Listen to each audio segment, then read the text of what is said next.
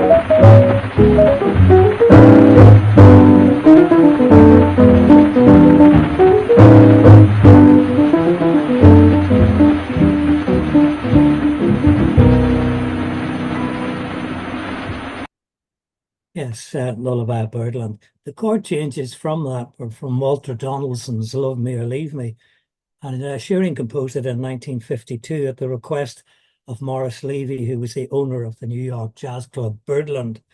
Shearing recalled later that he had composed the whole thing within 10 minutes. Not bad, eh? Lyrics were later added by George David Weiss, and the recording by Sarah Vaughan with Clifford Brown became a big hit in 1954.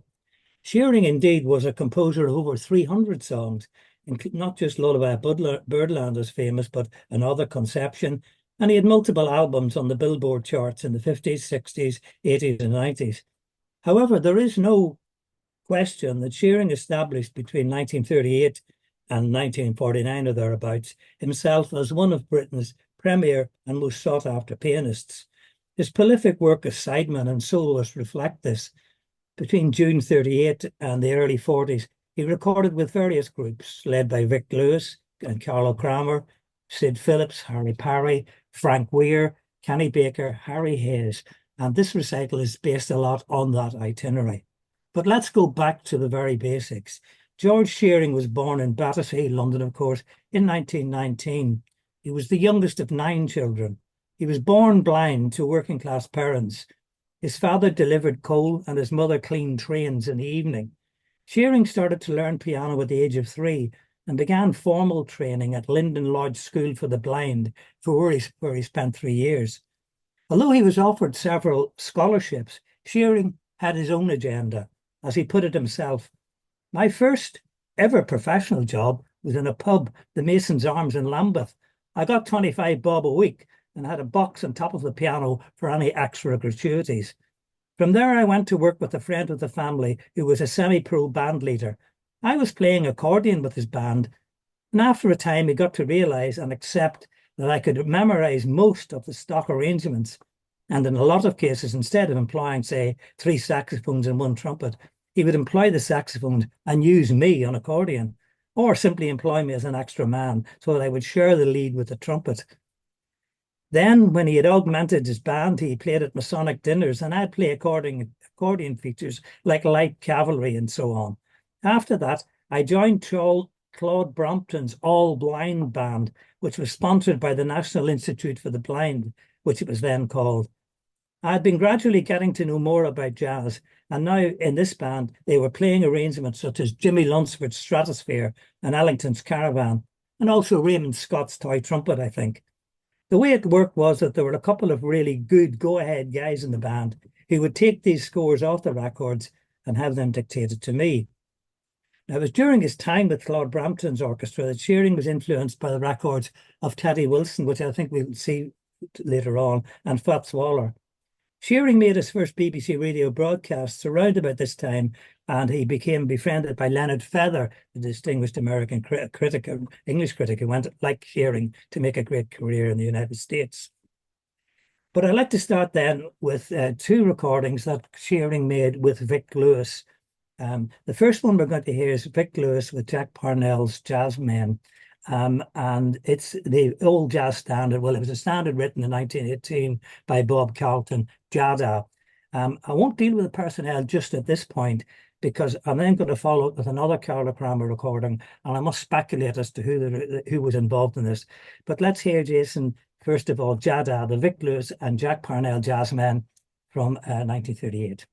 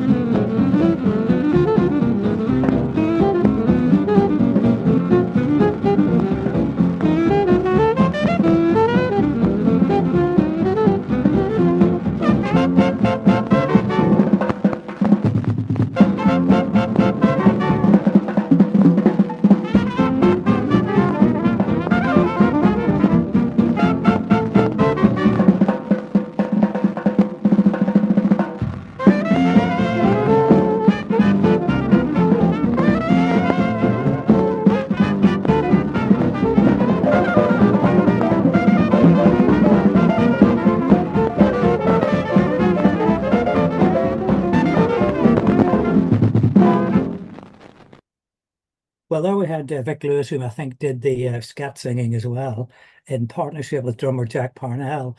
Well, the next track we have is Vic Lewis in partnership with drummer Carlo Pramer, and it was called the Vic Lewis Carlo Pramer Band.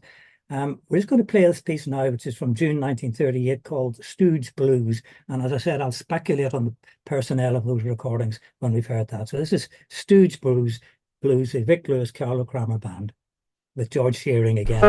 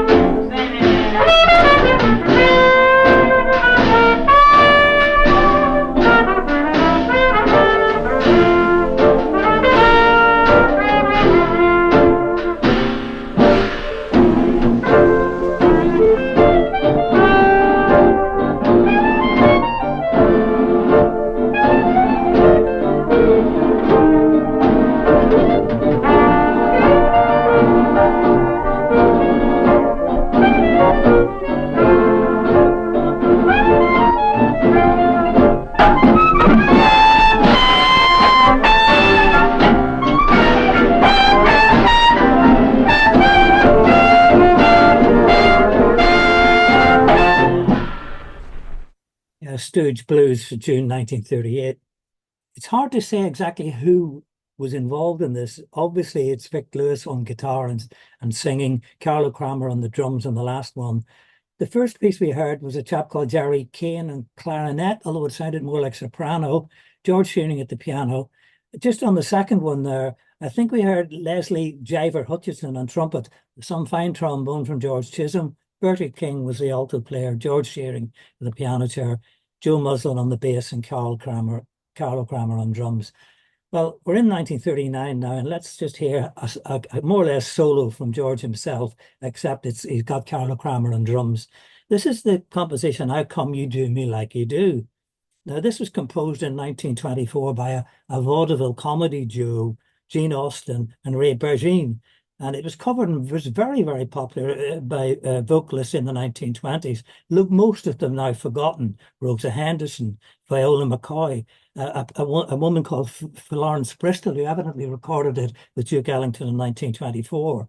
But in a more notable note, Red Nichols did it in 1930, Eddie Condon at various times in the 50s, Jimmy Rolls in 1974, and Oscar Peterson in 1994. But we're listening now to George Shearing in 1939, and he doesn't do any vaudeville stuff. He puts a very good piece of work here for this composition, How Come You Do Me Like You Do, brilliant right hand in particular, George Shearing at the piano.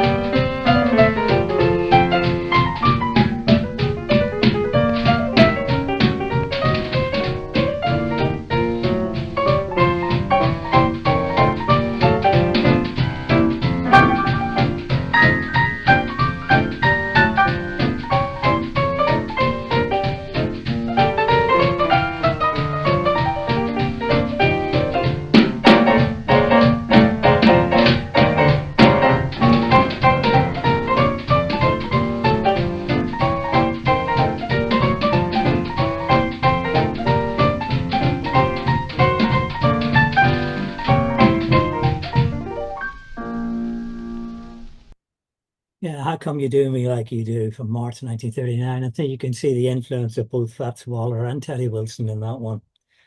Well, in 1940, George Shearing was in the studio with the Sid Phillips trio. The Sid Phillips is somewhat rather forgotten today, but really in the 1940s, he was classified as England's king of the clarinet. And indeed, after the war, he had a Dixieland band that made around 200 recordings for HMV, including a signature tune, Horace Duff and clarinet cadenza. During World War II, Phillips served as an intelligence officer for 5 years. And after the war, his activities were focused around smaller groups. And I can remember, I was reminiscing with Jason about this some time ago, hearing some fine Sid Phillips lunchtime programs on, it was either the Light program or BBC Radio 2, in which he had the cutting edge of British musicians with him at the time. He led a quintet of his own from 1949, and that had people, including George Shearing and Tommy Whittle and Kenny Ball, who really got his start, as it were, with Sid Phillips. We're going to listen from 1941 to I Got Rhythm. Now, Sid starts this with a very bluesy introduction, but throughout you hear some fine comping and a solo from George Shearing. And it's Sid Phillips on clarinet, George at the piano, and Barry Wicks on drums. And it's I Got Rhythm.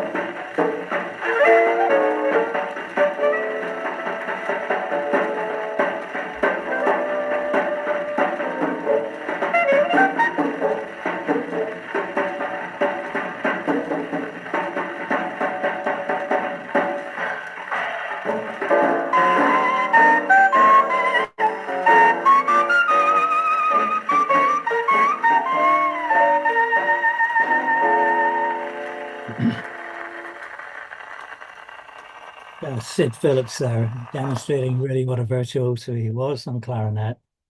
Well, in the early 40s, George Shearing also came into the was employed by Frank Weir. Now, Frank Weir was a clarinetist, saxophonist, and band leader.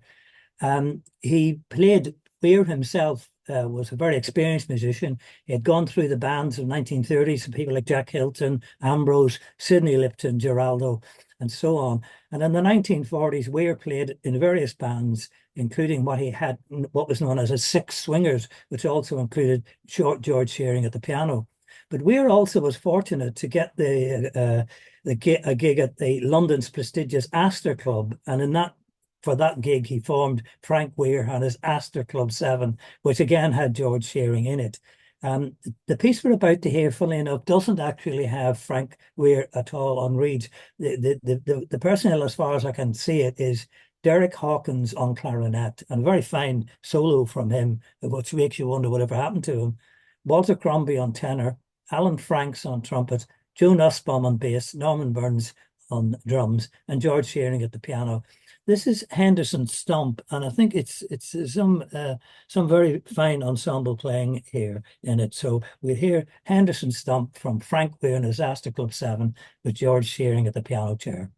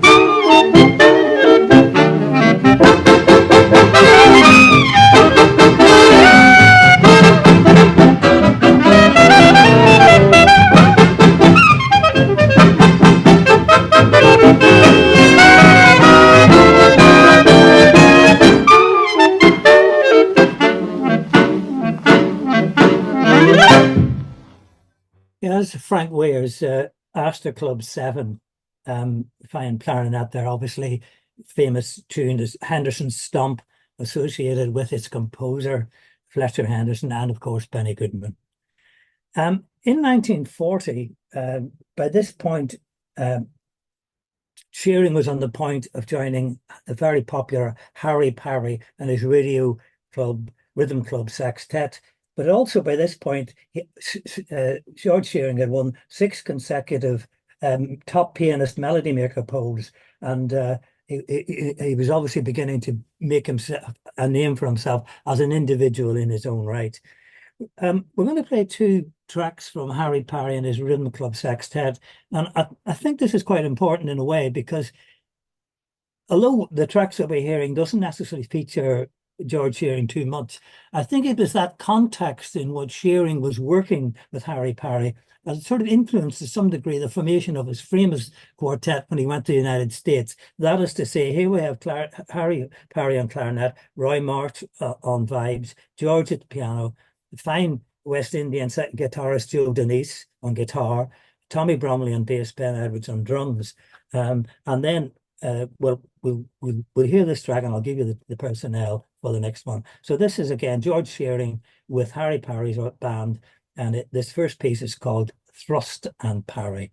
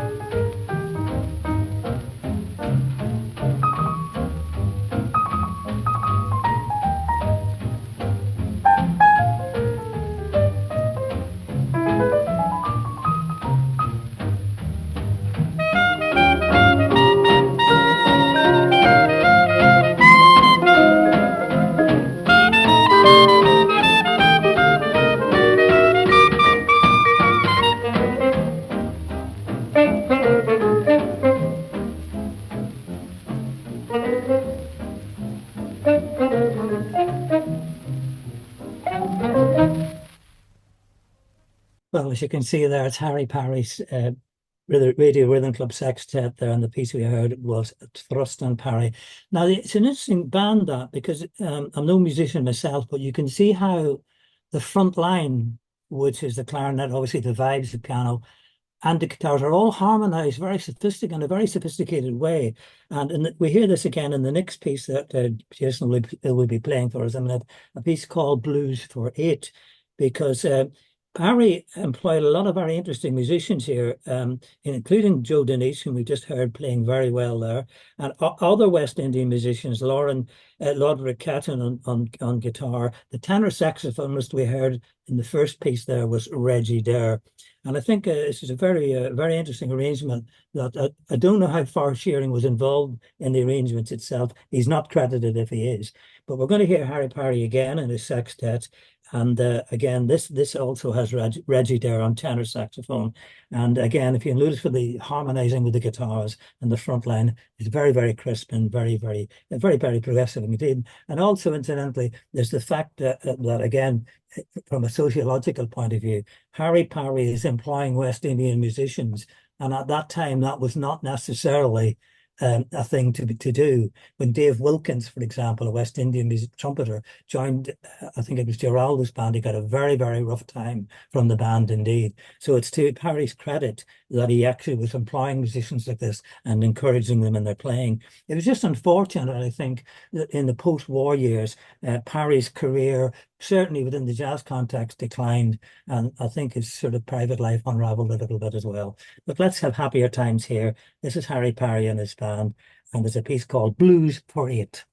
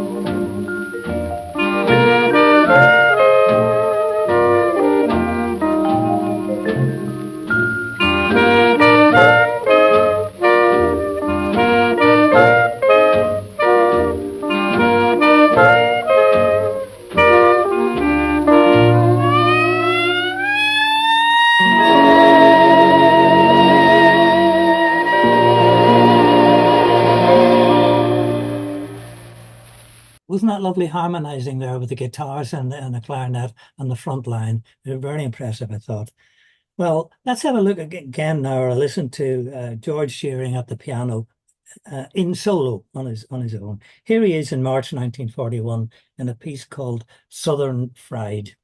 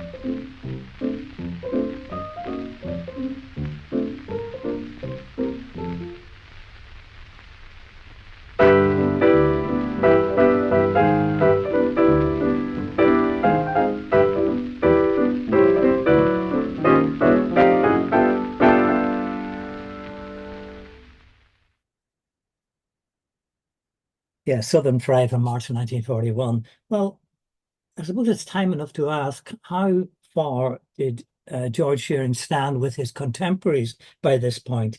And a good barometer or index of that was the Melody Maker Musicians Competition annually. And for 1942, we have a Melody Maker competition band. And I'll just give you the personnel because it also indicates who was who in the British jazz scene at this point.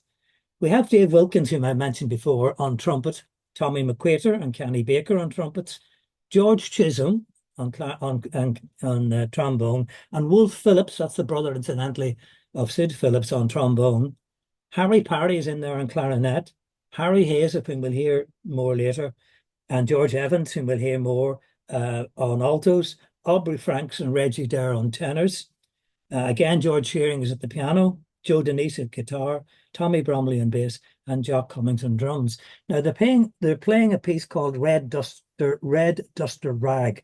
And I should just explain that the Red Duster is another name for the Red Ensign, the British civil ensign flown by British merchant and passenger ships, vessels registered with the Crown dependency or overseas territory, and it is a symbol of Britain's maritime heritage.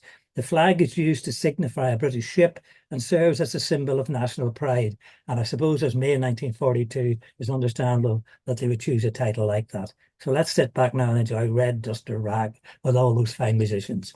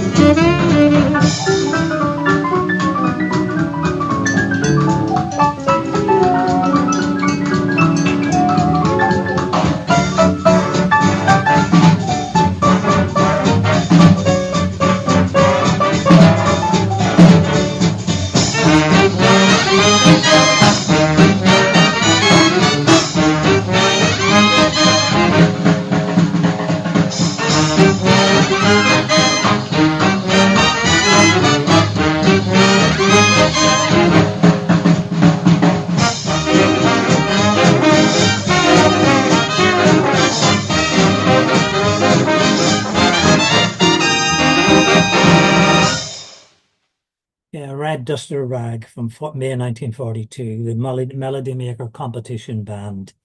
Well, it was around this time that Shearing was recruited by Stefan Grappelli, who was domiciled in London during the war, and asked to join his band. Grappelli's group appeared at Hatchett's restaurant in Piccadilly for quite a long time in the early years of the war, and they subsequently toured as the Grappelli Swingtet from 1943 onwards. We're going to have what I hope is a clip showing this band in action with Stefan Grappelli playing Piccadilly Stomp. The personnel is not mentioned, and again, I'm sort of guessing here, but if we have a look at this, I think it's clearly Ray Ellington is the drummer. I suspect the guitarist is Dave Goldberg, and I think Coleridge Good is the bass player, but you can use your own judgment here because we're going to listen to Stefan Grappelli playing Piccadilly Stomp. And appropriately called Piccadilly Stomp.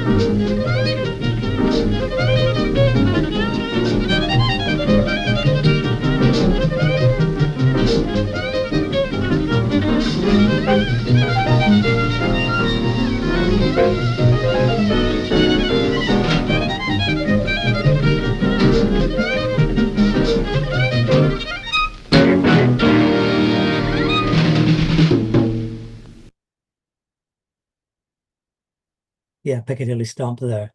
It was round about this time that George Shearing joined the George Evans Band. Now, George Evans is probably largely forgotten today, and for that reason, I just want to say a little bit about him before we hear the piece.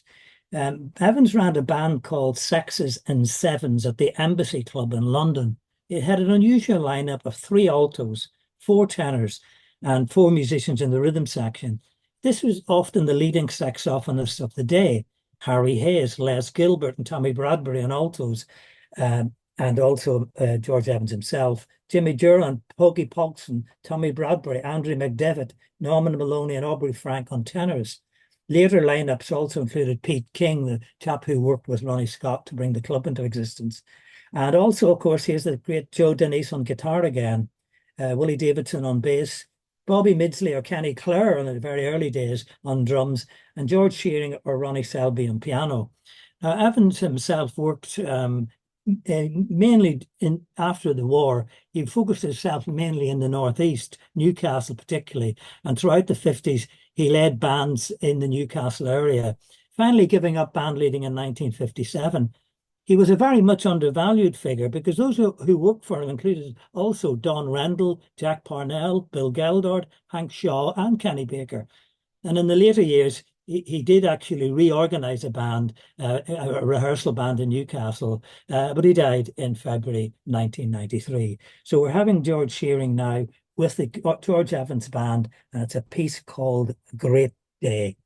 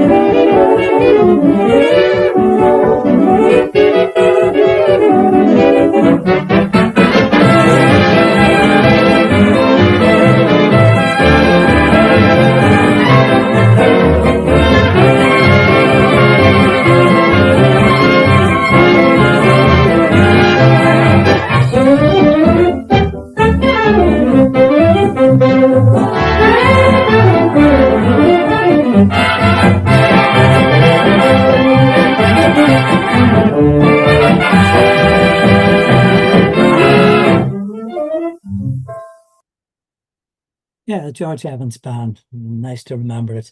Let's have another solo piece from George Shearing now. A Pretty Girl is Like a Melody.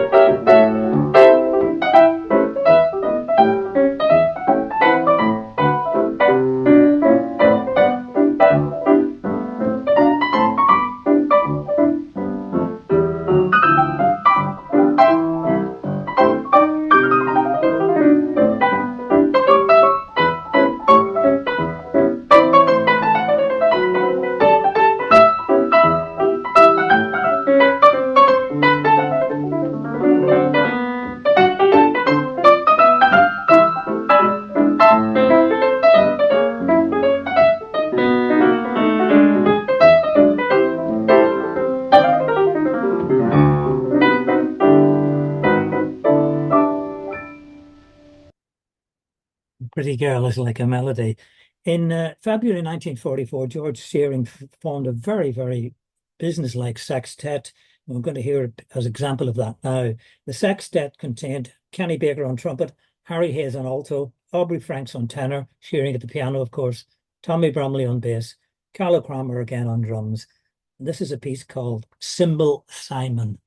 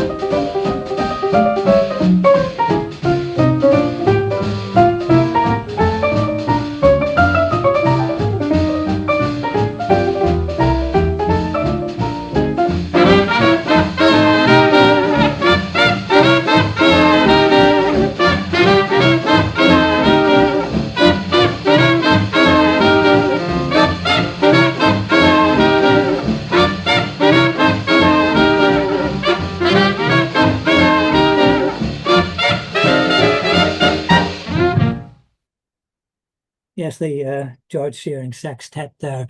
I'd like to just bring the first half to an end by looking at George Shearing's work with Harry Hayes. I'll just say a little bit about that, and then we'll have the break, and then I'll return to complete my survey of George Shearing, and then move on to other things. Harry Hayes was in the lineup there. We heard him playing alto, and he was a saxophonist, band leader, and arranger, and one of the finest figures of British jazz in the interwar and post-war years. Born in London, Harry played professionally, Harry Hayes, as a saxophonist at the age of 17. He joined Fred Alexander's band, which became arguably the first British jazz orchestra. 5 years later, in 1932, he was joined the successful Spike Hughes Orchestra, and in the same year, he played in the band that formed behind Louis Armstrong's first visit to Britain. Hayes, who was influenced somewhat by Benny Carter, also played with Carter during Carter's influential British tour of 1937. During the war, Hayes served in the Welsh Guards, but after the war, he became one of the first British artists to adopt the bebop style when he recorded Charlie Parker's Thriving on a Riff. He was discharged in late 1944 and became much in demand as a session player, particularly at the EMS studios in Abbey Road. The man in charge asked Harry if he would like to record with a band of his own. Harry said yes and formed the band that caused a sensation in 1944 to 47. George Shearing was in it a lot of the time. Following the easing of the musicians' restrictions in the early 50s, Harry Hayes joined American luminaries Ella Fitzgerald and Lester Young and Oscar Peterson and other members of the Jazz of the Philharmonic Tour when they performed for a special occasion in the UK. Harry, in fact, opened a music shop in 1947, which he retained until his death in March 2002 at the age of 92. During the 1950s, he was a member of Kenny Baker's Dozen and had a long residency at Winston's Club in 1958. Let's bring our first half together with a piece by Harry Hayes' group. It's called Blue Charm from 1946. George Shearing is at the piano, Harry Hayes on alto, Leo Wright on trumpet, Tommy Whittle on tenor, Alan Ferguson guitar, Billy Howard on the bass, and Bert Howard on the bass and Billy Wiltshire on drums. And this is a piece to take us up to the interval, Blue Charm.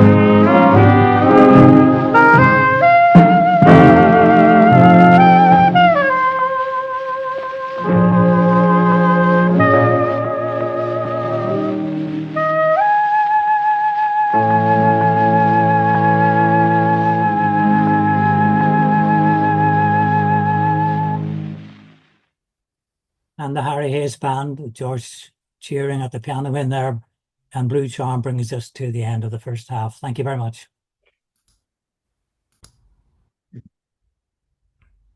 Well, welcome to part two of our survey of George Shearing's recordings in Britain before he left for the United States and his illustrious career there in the late 40s. We're going to start part two with George giving us a boogie woogie, and this is George Shearing at the keyboard, Blue Boogie.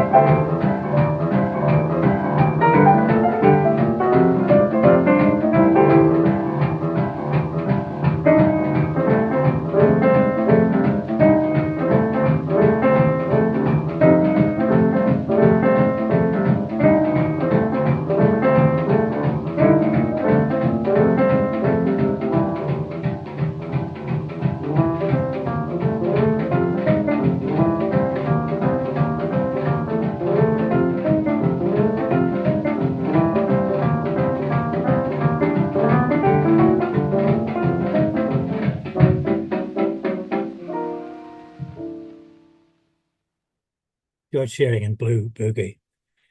I'd just like to play another track now from that really interesting sextet that he had that I mentioned just before the break there, which had Kenny Baker on trumpet, Harry Hayes on alto, Aubrey Franks on tenor, Shearing at the piano, Tommy Bromley on bass, Carla Cramer on drums.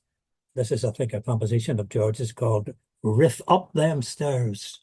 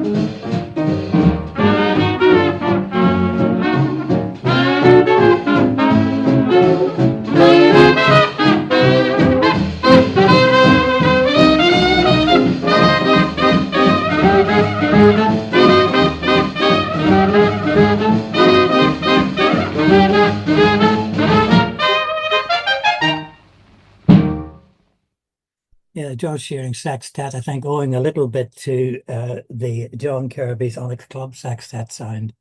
I'm just going to play what was probably George Shearing's last appearance with Harry Hayes's band. And this is before George was thinking of taking off for the States. And again, this is Harry Hayes's band with the same personnel as before. And it's a piece called Five Flat Flurry. Some fine alto in it.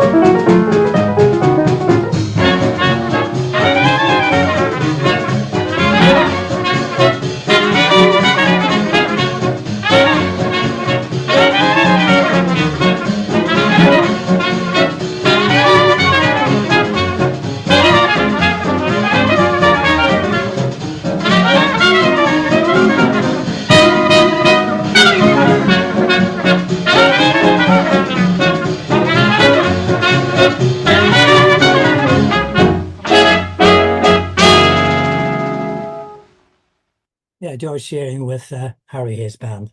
Now, George Shearing's expertise in arranging for a big band is often overlooked. Fred Heath, in forming his first band in the post-war years, commissioned Shearing to do a number of arrangements. I'd like to feature two of these. We're going to hear, first of all, Lonesome Road. Now, Lonesome Road was, again, it's an interesting point because some time ago we had a very interesting recital from Harry Isaacs on Ranger and Robin, indicating how sometimes the lives and the compositions can be of the composers can be just as intriguing and entertaining as the artists who interpret their works. And the composers of Lonesome Road further illustrate this point. They are Nat Skilcrit and Gina Austin. Now, Austin I mentioned before this evening because he was he appeared in How Do You Do Me Like You Do as a writer of that, but he was a singer and songwriter. His recording of My Blue Heaven sold 5 million copies at one point, and for a short time was one of the biggest sellers of all time. Although, of course, Walter Donaldson wrote My Blue Heaven. And he also composed When My Sugar Walks Down the Street. Nat Shellkild was an interesting character because he first appears to me, anyway, in the band of Roger Wolfe Tone, where he's in there on cello, along with Eddie Lang, Joe Venuti, and Miff Mole, and others. And both of them cooperated in writing Lonesome Road. And George Shearing did this arrangement. So we're just going to listen to that. It's September 1947. And it's an interesting example of how Shearing could write for a big band. Hard to say who the soloists are here. I think it's probably Johnny Gray on tenor, Kenny Baker again on trumpet. Clarinet sounds like Henry Mackenzie, although he's not listed. And I think the guitarist is Dave Goldberg. So this is Ted Heath for this music with Lonesome Road, arranged by George Shearing.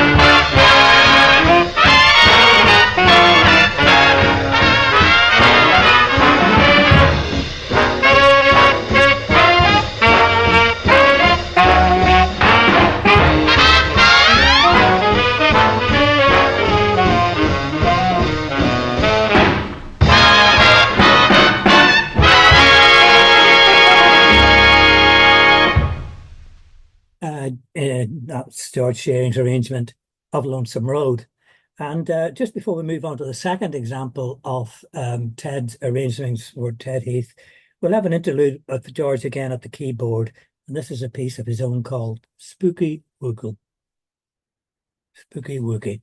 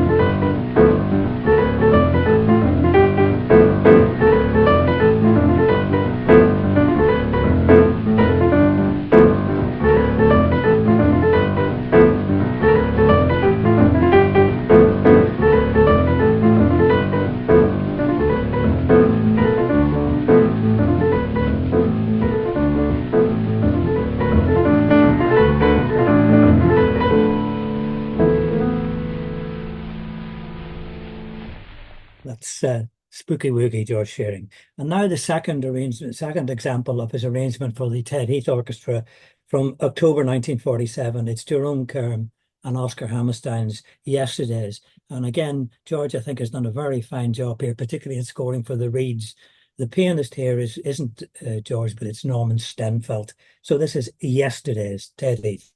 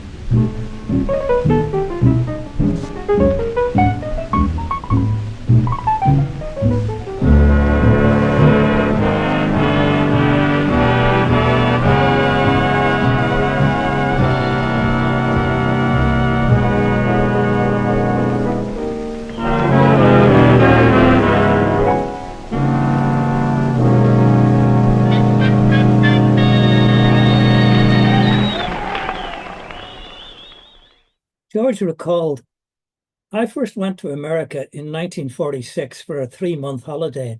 It was actually, I think, earlier a preliminary investigation. Then I came back. I worked here for almost a year, sold up my home, and went back on immigration in 1947. Clearly, by 1947, Shearing was greatly impressed by the development of bebop, and the last recording featuring George Shearing this evening marks a complete revaluation of his style.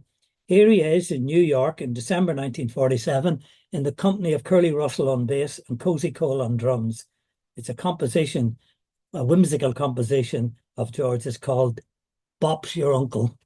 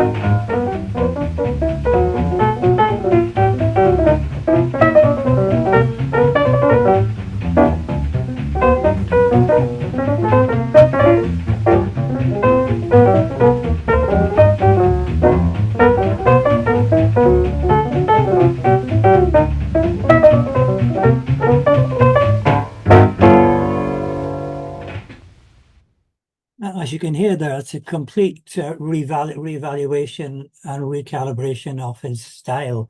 It's interesting to listen to, and if you'll just bear with me, I'll give you George's impressions of the United States and how he dealt with that when he first got there. He said, when I went to the States, one of the jobs I took first was at the Hickory House, where I was told they wanted to get away from jazz and to develop a show policy. So I turned myself into a glorified cocktail pianist for the time that I played there. But I played everything from cocktail piano to Fats, Tatum, Wilson, and what little I knew of bebop then. This was before I had heard too much of Charlie and Diz. Then later on, I tried copying Bud Powell and tried to play some of Charlie's lines on piano. Went into a little bit of the Lenny Tristano school, and so on. All the time with this Milt Buckner's locked hand style thing was in the back of my mind. Since 1946, I had heard records of Hamp's band where Milt was playing this style, but strictly for the blues and for jazz. Well, as Shearing said, one of his first performances was at the Hickory House, where he performed with the Oscar Pettiford Trio, and then later he led a quartet with Buddy DeFranco. Unfortunately, due to contractual arrangements between DeFranco and himself, they were never able to record. And I have a slight overlap here, and I hope that Jason will forgive me for slightly overlapping what he illustrated so well himself. In 1949, Shearing formed the first George Shearing Quintet, a band with Margie Himes on vibraphone, Chuck Wayne guitar, later replaced by Toots Thielmans, John Levy on bass, and Denzel Best on drums. And this recorded for Discovery, Savoy, and MGM, and included the popular single September in the Rain, which sold over 900,000 copies in the US alone, with world sales in excess of 1 million. Shearing recalled, I got my final American naturalization in 1956, by the way. You know, when you take out your union card in the States, one of the papers you must be armed with is a declaration of your intention to become a citizen of the USA. Well, this was, as Jason illustrated so well, the beginning of an international career.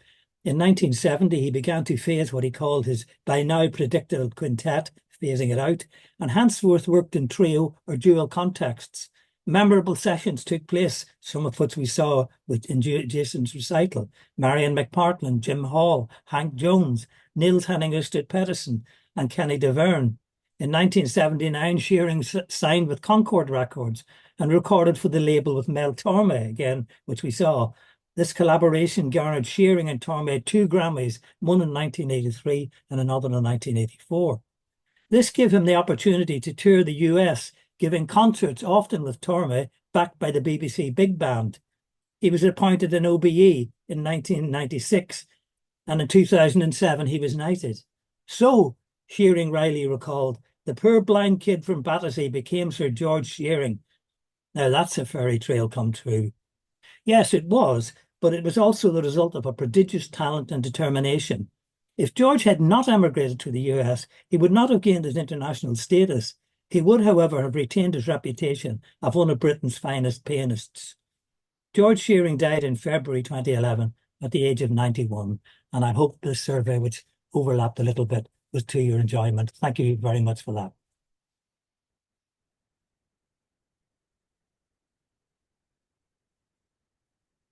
I'm going to change the mood now, if that's okay, Jason. If we're ready to roll, I shall do just that. This is more contemporary music, and it's in the time that we've got left to us, it's some examples of the composition and arrangements of Bob Florence. And I'll say a little bit about Bob Florence immediately, but let's get straight onto the music, and I'll say a little bit about Bob himself at the end. This is a piece by the Bob Florence Big Band from 1986. It's from Bob's album Westlake. The soloists here are Bob Cooper on tenor and Steve Hofstetter on trumpet. And it's a piece with those enigmatic titles that jazzmen have called Carmelo's by the Freeway. Bob Florence Big Band.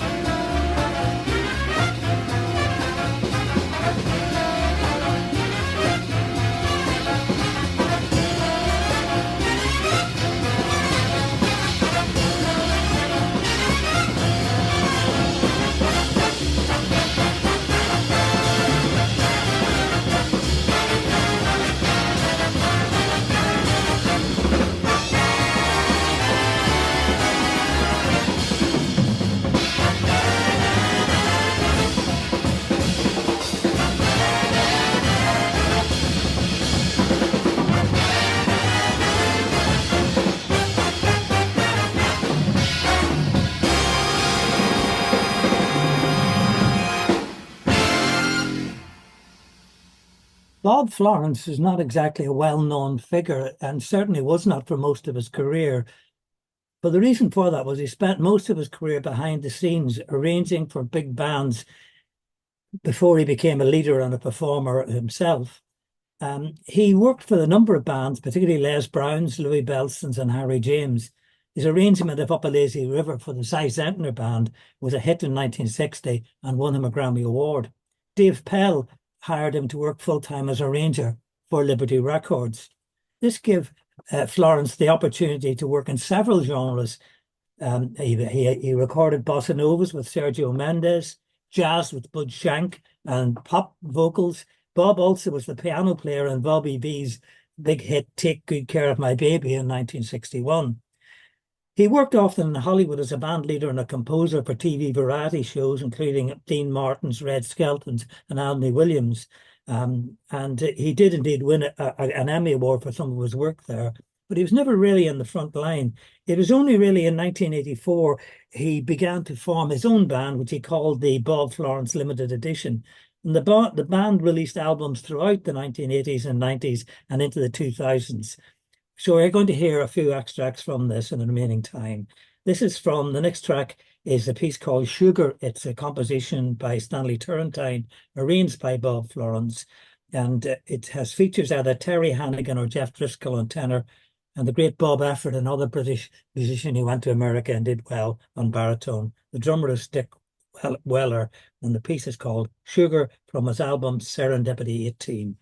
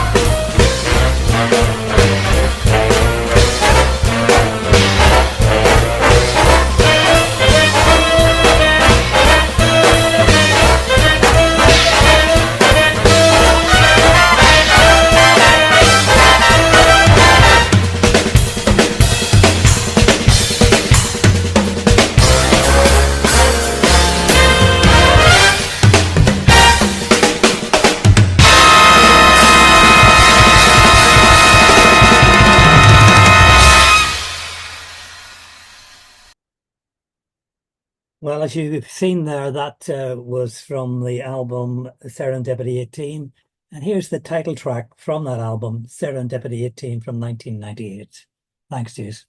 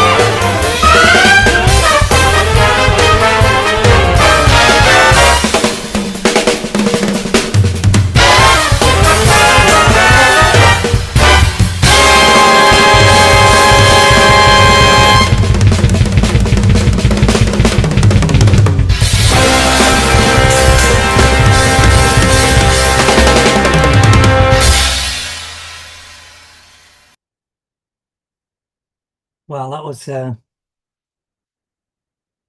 almost our last track. I just wanted to say that I have got a few, obviously a lot here that I didn't use.